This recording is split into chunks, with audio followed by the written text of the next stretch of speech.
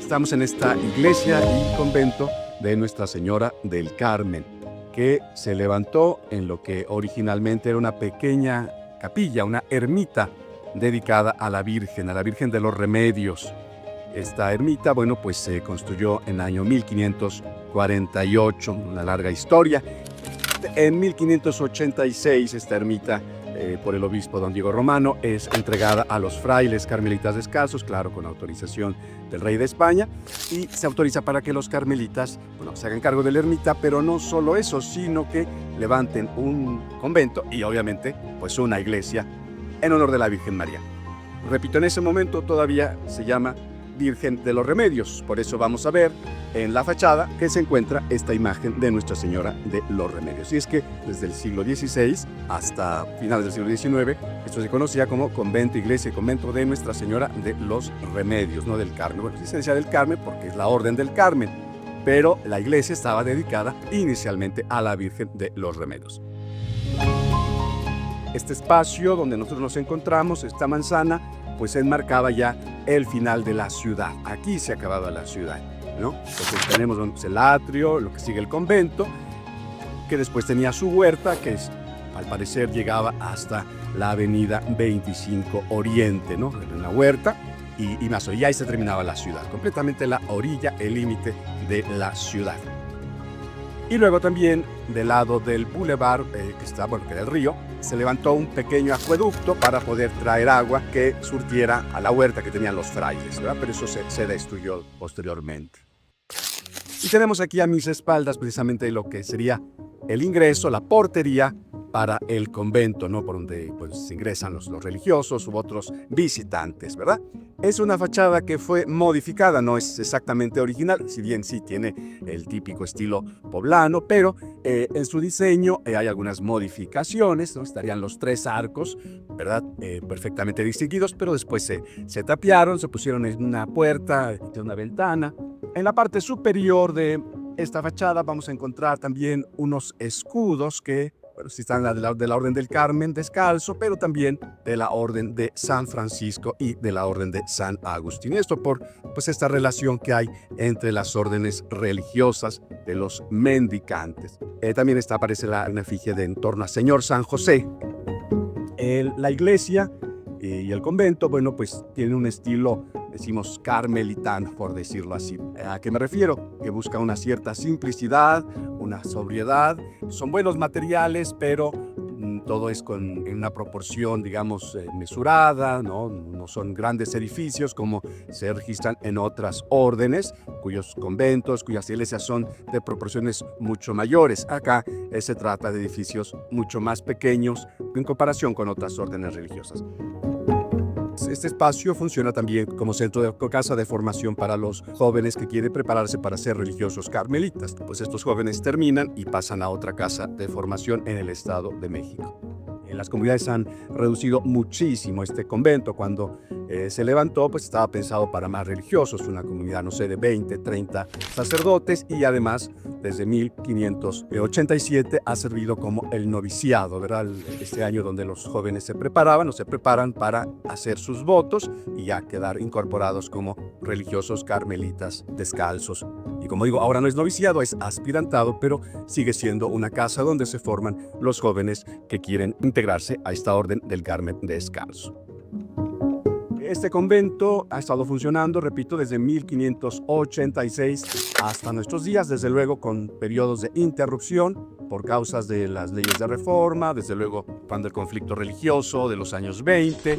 Vamos a no olvidarnos que cuando tuvimos la intervención francesa, el convento sirvió como cuartel, pues que guardecía la ciudad, y acordarnos eran los límites de la ciudad, entonces sirvió para la defensa de la ciudad cuando la intervención francesa.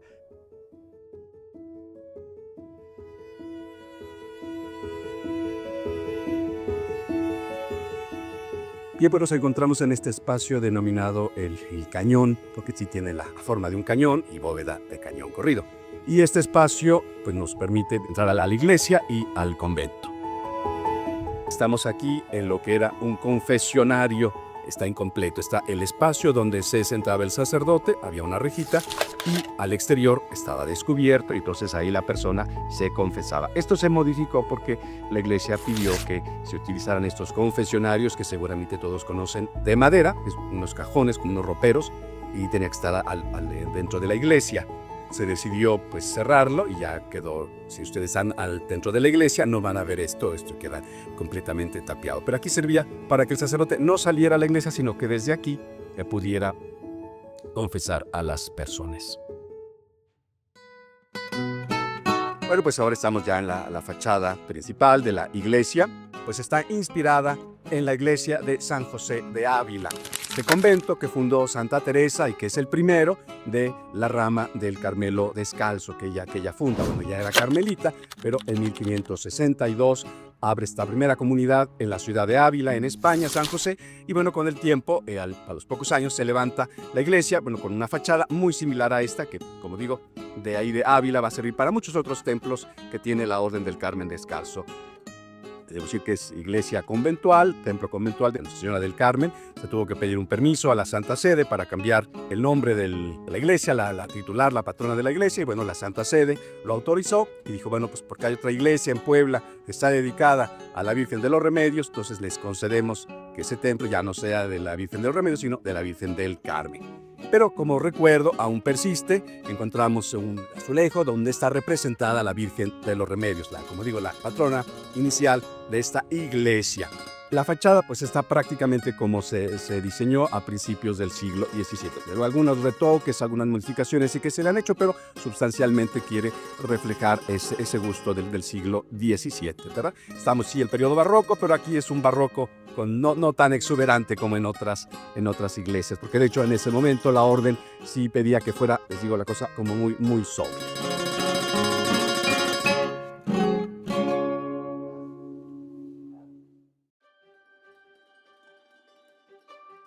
Inicialmente se ingresaba y había como 3 arcos denominado nártex, que nos sirve como de transición entre el espacio, digamos, profano y el espacio ya propiamente sagrado.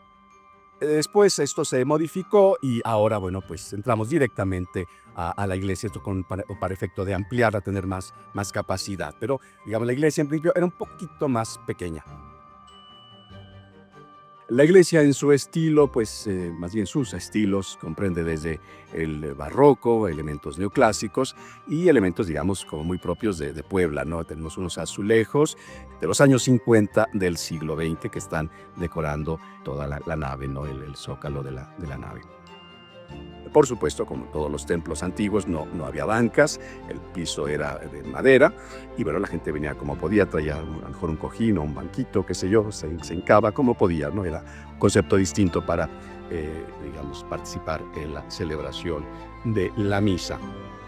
Desde 1586 que se empezó a ampliar, ¿no? La ampliación de la ermita. Al parecer fue terminado la nave principal a principios del siglo XVII, pero con el paso de los siglos ha sufrido cantidad de modificaciones en su decoración. Al principio, pues, por lo que entendemos, como se usaba, pues todo estaría con altares barrocos, ¿verdad? Pues todo con altares así exuberantes, pero eso se modificó para darle un tono más neoclásico. Esta escultura que tenemos es una escultura poblana se calcula de fines del siglo XVIII o muy principios del XIX, de este famosísimo taller de los hermanos Cora, como también otras imágenes. Tenemos una imagen de San José y del Sagrado Corazón de Jesús, que son, repito, de este autor tan famoso de los hermanos Cora.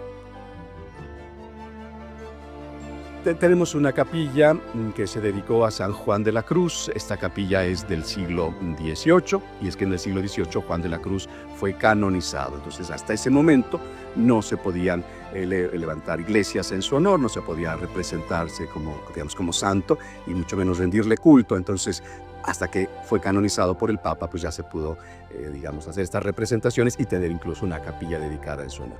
Una vez que es canonizado, bueno, pues se hizo esta capilla, es de las primeras que se hace en el mundo y por lo mismo cuenta una serie de pinturas representando la vida de este santo Juan de la Cruz, ¿verdad? Desde su toma de hábito, su ministerio como sacerdote y finalmente pues su muerte. que con estas pinturas son muy significativas porque en el mundo no hay tantos cuadros así antiguos de Juan de la Cruz. Como tardó mucho para canonizarse, después vino todo este problema de la Revolución Francesa, que pues para la iglesia fue muy complicado, perdió muchos de sus fondos, entonces era de pronto difícil mandar a hacer esas pinturas porque ya no se contaba con tantos recursos económicos, ¿verdad? Como en el antiguo régimen. Sea como sea, bueno, pues aquí tenemos esta curiosidad, digamos, pictórica de estas obras de Juan de la Cruz, representando la vida del primer carmelita descalzo. Bueno, pues también de las joyas que tenemos en esta iglesia se trata del Cristo de la Expiración, una imagen que estuvo presidiendo la conferencia del Episcopado Latinoamericano que se desarrolló aquí en la ciudad de Puebla. Ya en el año 1979 vinieron todos los obispos de América Latina y presidida por el entonces pontífice, el Papa San Juan Pablo II. Con lo cual esta pieza pues pasa también a convertirse en una especie de reliquia por cuanto que fue venerada por un santo, ¿no? En este caso San Juan Pablo II, y estuvo presidiendo ese acto tan importante que ha marcado la vida de la iglesia, no solo de Puebla, sino de América Latina. Otra capilla después con el tiempo pasará a denominarse Capilla del Niño Jesús de Praga, una devoción que se importó precisamente de allá, de Praga, de la República Checa, y que, bueno, pues se rinde culto al Niño Jesús. A todos ustedes que nos han acompañado, les agradezco mucho su presencia. Gracias por visitar esta iglesia de Nuestra Señora del Carmen, que quiere ser un espacio pues, para la oración, para la contemplación. Desde el arte pues también se quiere comunicar una experiencia espiritual. Esta iglesia, bueno, pues forma parte de este patrimonio de la humanidad que encierra la ciudad de Puebla, y pues nosotros marcamos el límite porque aquí se acaba el centro histórico, ¿verdad? Gracias por habernos acompañado. Muchísimo gusto.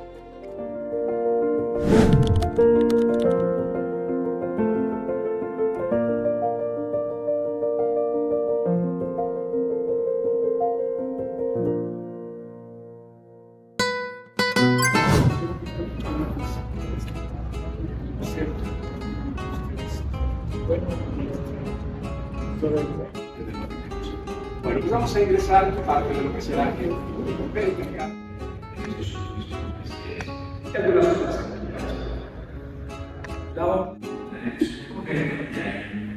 Los jóvenes que se preparaban para las ya